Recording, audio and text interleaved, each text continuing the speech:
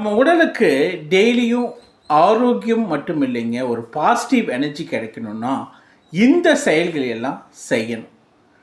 காலையில் எழுந்திரிச்சதும் நம்ம கடமைகளை முடிச்சுட்டு அந்த வார்ம் வாட்டர் அதை குடித்தோம்னா, வார்ம் வாட்டர் பார்த்திங்கன்னா உங்கள் நைட்டு வரைக்கும் தேங்கி இருந்த அனைத்து டாக்ஸின்ஸை, அதாவது நச்சுக்களை வெளியேற்றக்கூடிய தன்மை உள்ளது.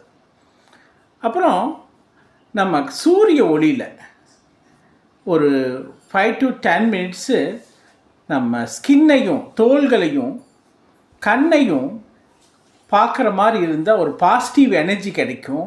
நம்ம ஹார்மோன்ஸ் எல்லாம் கொஞ்சம் சமநிலைக்கு வர்றதுக்கு உதவும். அப்புறம் கொஞ்சம் இந்த வாக்கிங், ஒரு 1/2 hour வாக்கிங் பண்ணும்போது மசில்ஸ் எல்லாம் பிளட் சர்க்குலேஷன் நல்லா இம்ப்ரூவ் ஆகும்.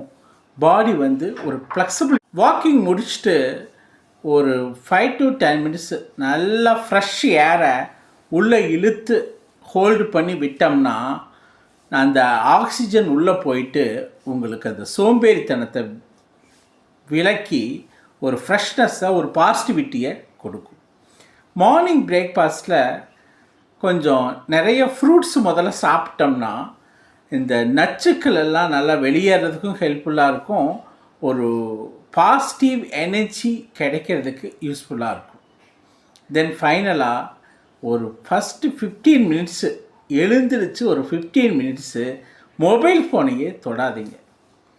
அது என்ன விஷயம், எமர்ஜென்சி சில விஷயங்களை தவிர்த்து 15 மினிட்ஸ் மொபைல் ஃபோனையே தொடாமல் நீங்கள் இந்த மாதிரி வேலைகளை செஞ்சீங்கன்னா உங்களுக்கு பாசிட்டிவிட்டியும் வரும், ஆரோக்கியமும் மேம்படும், ஒரு விதமான ஃபுல் எனர்ஜி கிடைச்ச ஃபீலிங் கிடைக்கும்.